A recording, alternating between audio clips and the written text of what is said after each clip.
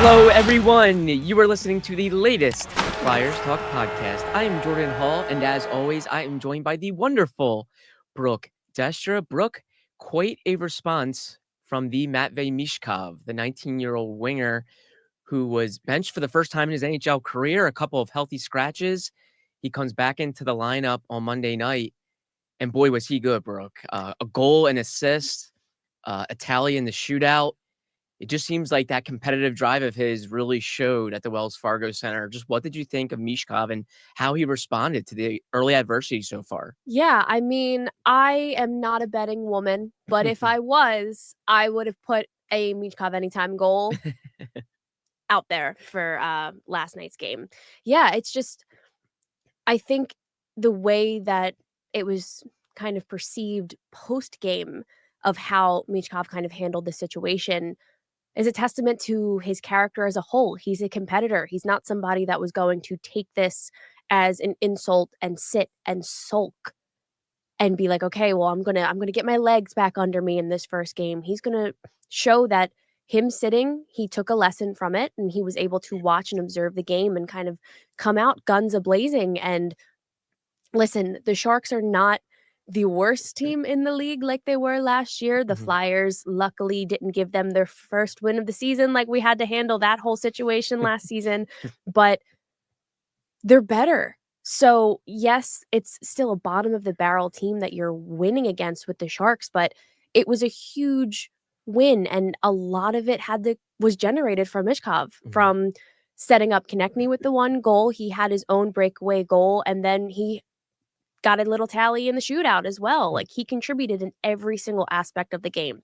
Where there were a couple little blunders, like that kind of, I think it was a reckless penalty at the very end of regulation that put the Flyers on the penalty kill in overtime. That could have been the deciding factor of the game.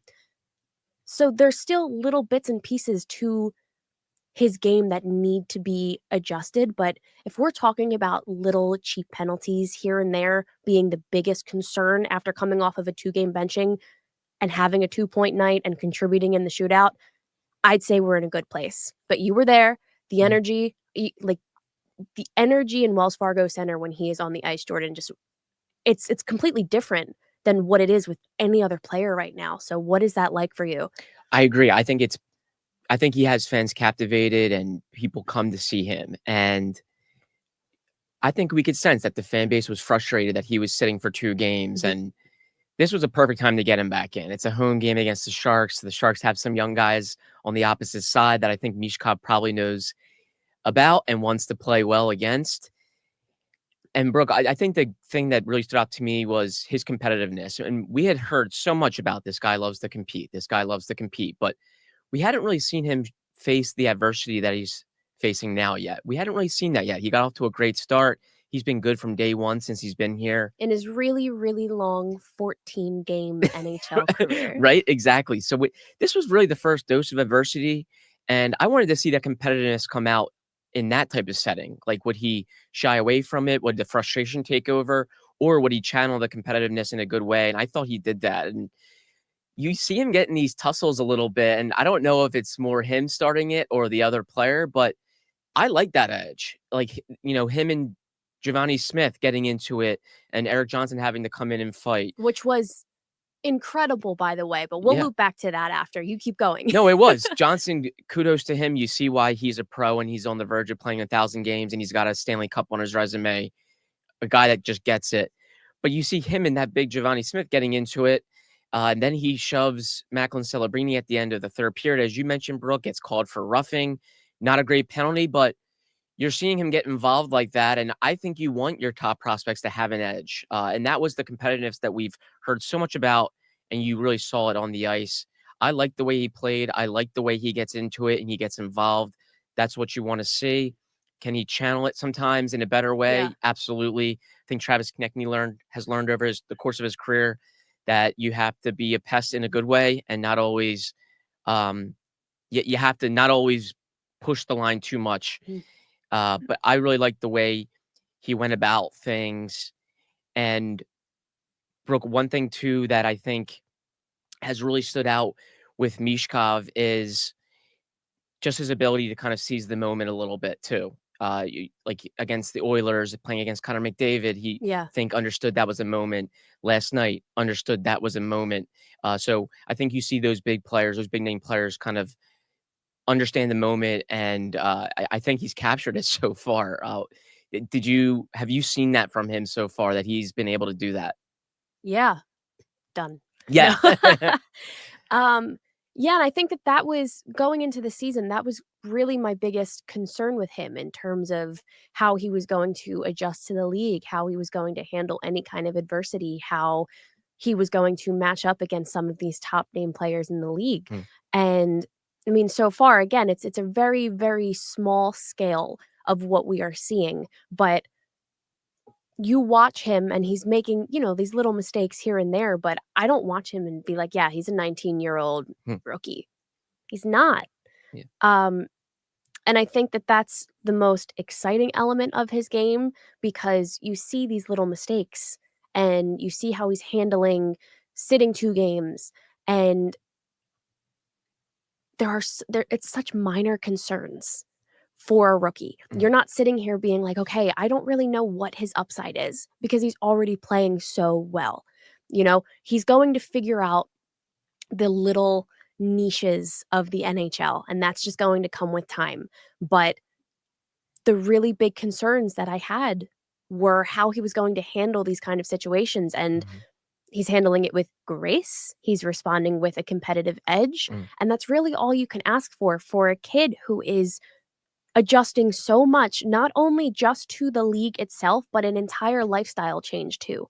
Like, you have to remember all of the human elements of his first season in the league, being in a new country, being in, it's like a foreign area for him, and learning all of this, adapting to a whole new lifestyle, adapting to a whole new league, learning new teammates, and getting acclimated here in the organization. There are so many things, and he's just handling it so well. So I am willing to pass on the roughing penalty last night, because if you're looking at it and you're like, on a scale of 1 to 10, what's he doing right? And you're like, yeah, it's like 9 out of 10. That's pretty dang good, Jordan Hall. No. 90% in most places is still an A. Brooke, I agree. I don't even think John Tortorella or the Flyers were probably all that bothered by that penalty. Did it put him in a really tough spot? Of course. But the penalty kill's been fine. And the penalty kill's been great. I mean, 17 for the last 17. It's one of the best in the league right now. It's on a great pace.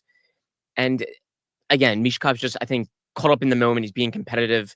Who knows if Macklin Celebrini maybe did anything to initiate it. I'm not pointing any blame at him, but those things happen. It just happened at a bad time. Brooke, let's also just get into the actual benchings a little bit. I will say I've been one to question and criticize John Tortorella for when he has benched a player, probably ever since Tortorella has been here. One thing I will say that I thought was maybe positive to come from it is that I did think Michkov looked a little tired and worn down in his last 3 or 4 games before Monday night. And on Monday night, I just thought he had a ton of jump to him. He just looked like he had that edge again. He looked like he was skating straight lines and just had some extra to him. Did the benchings maybe help him from an energy standpoint to get a couple days off his feet, to watch a game? I'm not sure he's really benefiting a ton from watching the game, but I thought the rest actually did help him. I can go back and forth on this, and I think you're allowed to have a little bit of a gray area here, because I almost kind of felt like it was inevitable, just based off of how Tortorella's coaching style. You're like, okay, like his minutes are kind of decreasing. And I know I said it on the last pod. I was like, I'm not going to throw up a red flag until he's benched. And then that's the very next game. And I'm like, oh, well, this pod had a really short lifespan. But you're sitting there and you're like, okay, there's a reason that he's doing it. And yes, there's so much anticipation around the upside of Michkov, but Tortorella's still looking at him as a rookie getting adjusted to the league, and he's not going to treat him any differently than how he's treated his other rookies. And that's just Tortorella's style. If you were surprised by the benching, that's more on you than it's not coming out of left field. It's exactly how Tortorella has always coached. The second game was really where I was confused. Don't get me wrong, you win that game in the shootout in Tampa Bay, and you're like, cool. So usually when things stick, you kind of keep things rolling for the next game. So in that sense, I was like, it wasn't unexpected, but just the 2 games, maybe it's because it was on the road. Maybe the reaction would have been a little different if it was on home ice. Not maybe, it definitely would have been different. Um, but there was a pep in his step, but I can sit here and be like, was it because he got the rest, or it was because he went into last night's game going, I am never going to sit again. Yeah. Like, it could have been a big mental adjustment, like, okay, like, this is a wake-up call. Not that it was super necessary, but, okay, let me really lock in, more locked in than he's been, and show them that I'm going to respond in a positive way. I think maybe it's a little bit of both. Celebrity cook Steve Martorano brings his Italian-American cooking back home to Philly. Enjoy Martorano's Prime at Rivers Casino and Steve's famous meatballs with Sunday gravy, prime steaks, and more. Make reservations for Martorano's Prime on Open Takeoff. I'm sure there will probably be a ton of debate about whether the benching was good or not, and was Michkov great on Monday night because of the benching. All that mattered is that he responded. Right. He came back with a 2-point night, 1 goal, 1 assist, shootout tally. That's all you can ask for. Yeah, That's fine. I think the Flyers done. Close. Move on. I think the headline of my story, even on our website, was that he put the healthy scratchers in the past. I thought he firmly put those in the past because you're right, Brooke. The overarching storyline here is that he played great, and I think the Flyers are moving on from it. Mhm. We'll see if down the line if Michkov has to sit again or not, but I don't think the Flyers are even close to that right now. He looks like one of their best players, and let's see if he can continue to build on this. But Brooke, maybe what kind of got overshadowed a little bit by Michkov's great night was the Flyers are playing pretty well. They've earned a point in 6 of the last 9 games. I think they're really starting to trend in a better direction, and they're really just starting to look like the Flyers of last year, where Yep. they were out shooting teams, they were dictating possession, where they would really, I think, hem teams in the offensive zone and live there for a little bit. They look like they're taking it to the other team a lot more. Bro, do you think they're starting to turn a corner a little bit? Is it too early to say that, or do you really believe they're starting to turn a corner? I think things could have gone one of 2 ways after the Hurricanes loss. Mm. And I think that really sat with them wrong. And I like that because it was a gut-wrenching last-second loss where they really battled hard against a contending team, and that could have been an early gut punch. They could have kind of hung their heads and were like, okay, well, now we're going to a really good Tampa team. Now we're going to face the defending Stanley Cup champions with the Florida Panthers. Yeah. And you're like, what? They could have hung their heads and been like, all right, we'll start fresh Monday night at Wells Fargo where we see the San Jose Sharks. Instead, it kind of really amped them up, and they responded in a way that I've been waiting to see from them this whole season. And even, just moving forward, again, I'm not the biggest fan of all of these games going to shootouts, all of these games having kind of like pendulum swinging momentum in the final minutes of the third period. However, it's how you respond. And I really think that, and even though it's still so early in the season, that Hurricanes game kind of lit a fire under them and was like, they're sitting there and they know who they are. They know what they're capable of. And Konechny even alluded to it post-game last night, saying that they feel like they're really coming into themselves again. And I think that that's really great to hear from a player's perspective, but it's also being like, you can see it on the ice. Like, you can see it being translated into the game now. And I think that that's a really huge takeaway. I'm glad you pointed out Konechny's comment. That really stuck out to me too, Brooke, because obviously that's the guy that's been here. He's a part of the leadership group. He's seen them when they're playing well, and he's seen them when they're playing poorly. And the fact that he said you can sense that our game's coming, I thought that was a real promising sign for the Flyers that Konechny sees it. I think the whole team probably does too. And Brooke, absolutely, that Hurricanes game, they are like 30-something seconds, probably 31 seconds away from grabbing a point there, at least, forcing the game into overtime. That road trip is against 3 teams that are like legit contenders. The Panthers are the defending champs. The Hurricanes are a perennial contender, one of the hottest teams in the league right now. And the Lightning have 2 cups since 2020. And they went toe to toe with all of them. And that reminded me of the Flyers of last year. Yep. Where they never were out of it against a really great team. They were consistently putting up great games against contenders. So is it early? Absolutely. But I think they've looked so drastically different from the team that was losing 6 straight and was 1-5-1. I do think they are looking a lot better, and I think they look like they're playing for John Tortorella, which is also a promising sign. Brooke, would you agree that maybe there was like somewhat outside debate that, hey, does Tortorella still have the room? Why is this losing streak happening after they collapsed last year? Are those two connected?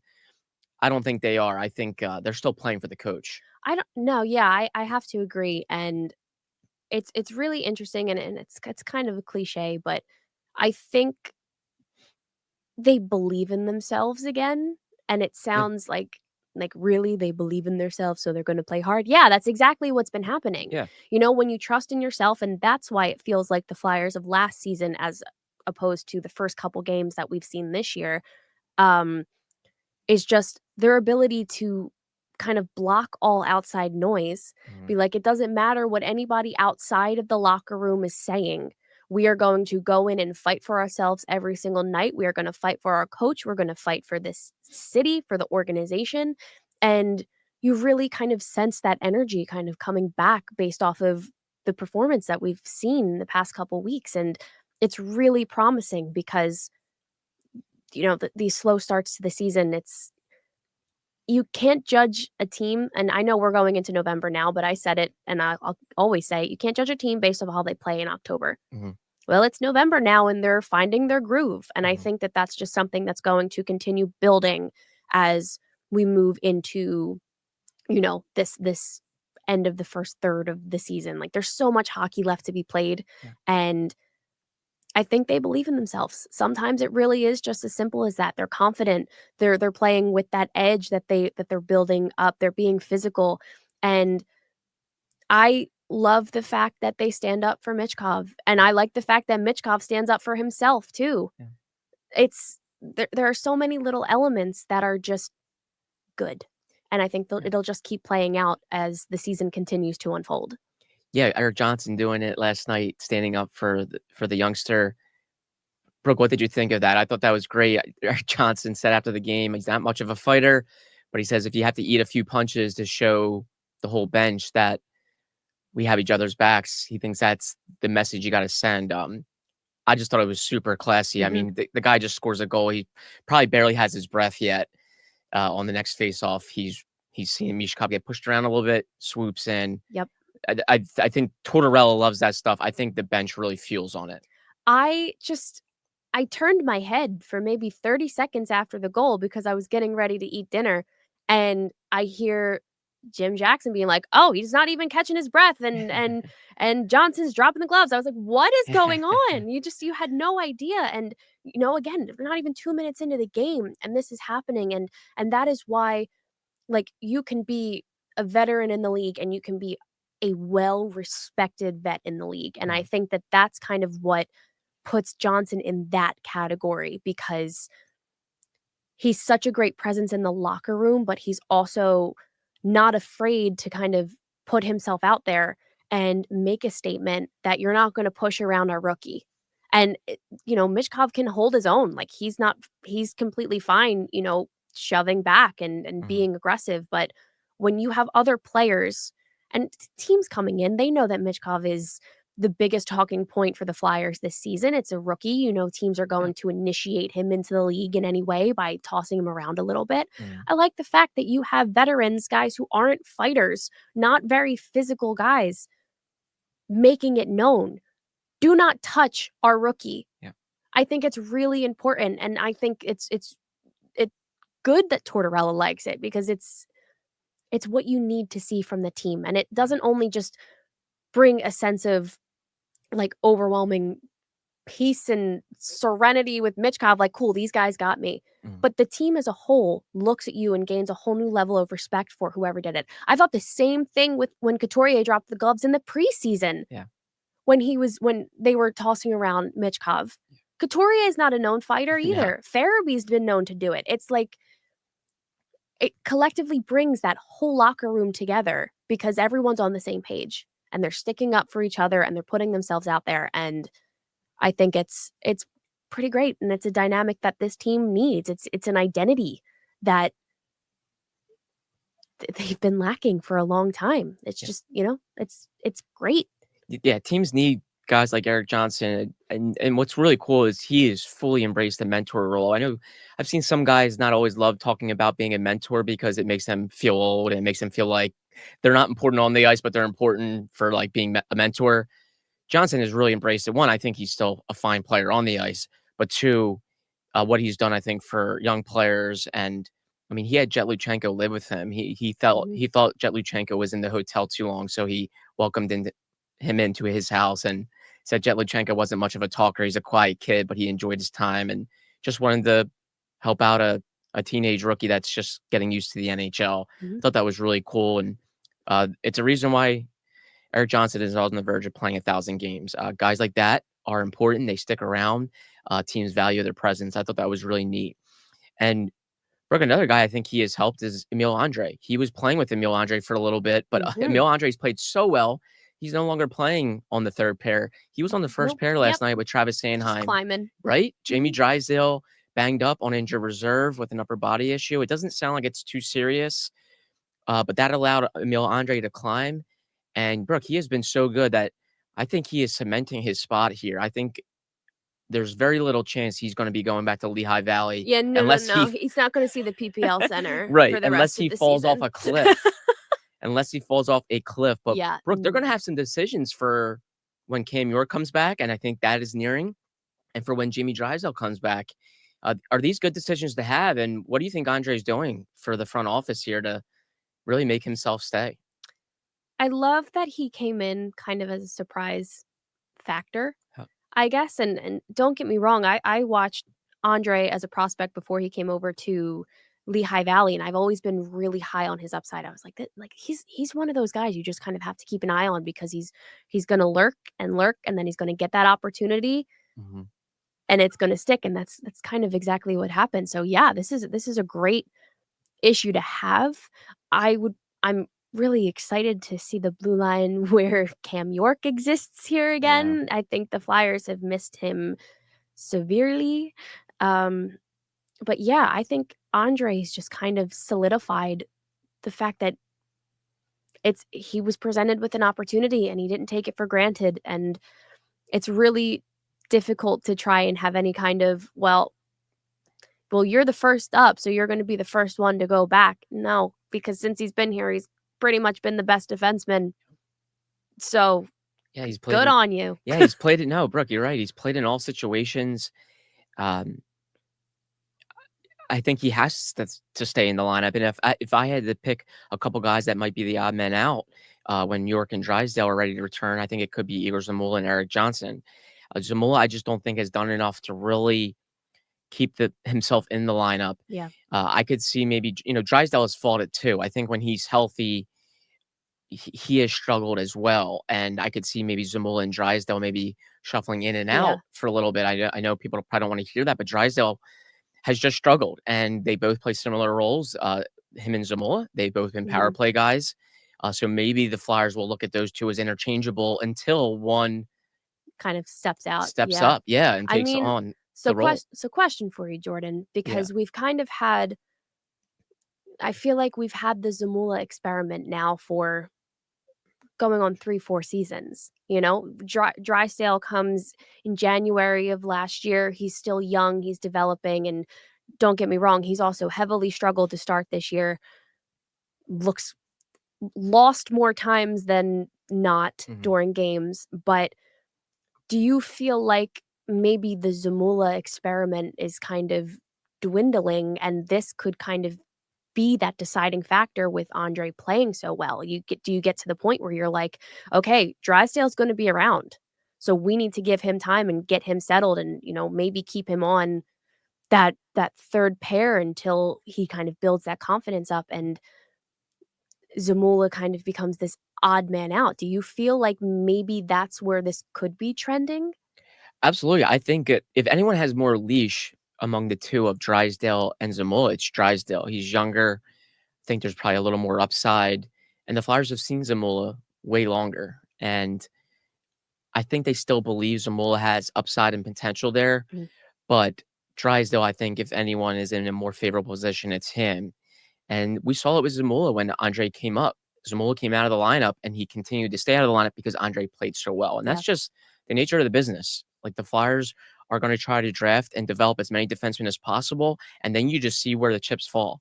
And you've seen some guys eventually fall out of favor, like Ronnie Adder being one, no longer with the team because he got traded. And then you see some guys like Emil Andre just steadily develop and then force the Flyers' hand. And I think he has forced the Flyers' hand to the point where, Brooke, I think Zamula is going to be in a real fight for his lineup spot. And I think he's a good kid. We'll see how he responds to absolutely. it. And Drysdale as well. I think like Andre's played so well that he's getting power play time. That's a spot Drysdale has. He's playing so well that he's getting 20 plus minutes. That's what Drysdale, I think, wants and envisions himself to be. And that's what I think the Flyers want him to be. So there's good competition. And I think that's a great thing. I think they could have 8 defensemen that are vying to play. And that's what you really want. That's when things are healthy and things are fine. I don't think the Flyers will welcome those decisions. Brooke, would you agree that I think teams value depth on defense like it's gold. And if they have that, they'll be happy to make some tough decisions. Yep. Yeah, exactly. Yep. You want the good decisions. You want to have to make the good decisions. Yeah. These are better decisions to have than we have like 4.5 kind of all right NHL caliber guys at the blue line. I'd rather have the good decision. So keep drafting and developing, Flyers. Right. Just keep on doing it. Yeah, keep on doing it. And we'll see where it goes. Cam York looks like he's nearing from his upper body injury. He's been out for about 2.5 weeks. His original timeline was a minimum of 2. So it really looks like he's getting closer. And Drysdale, I don't believe, is overly serious. I saw him at the facility walking around last night. I think he was doing some meet and greet with military members on Veterans Day for the Military Appreciation Night. So the fact that he was able to do some things like that, I don't think his issue is super serious. Yeah. And we'll see where it goes with the Flyers on defense, but a good problem to have. And the good thing is the Flyers, I think, are playing much better. I think the Flyers will absolutely take that along with Michkov's big response. But Brooke, thank you so much. Great to see you. Great to chat with you. Can't wait to do it again soon on the Flyers Talk podcast. Ben Berry, our podcast producer and guru, a big thank you to him, and Tom Feiner, our video do-it-all producer and manager, for helping us out as well. And Flyers fans, of course, as always, thank you so much for listening to the latest Flyers Talk podcast. Wherever you get your podcasts, please rate and listen, and we can't wait to talk to you next time.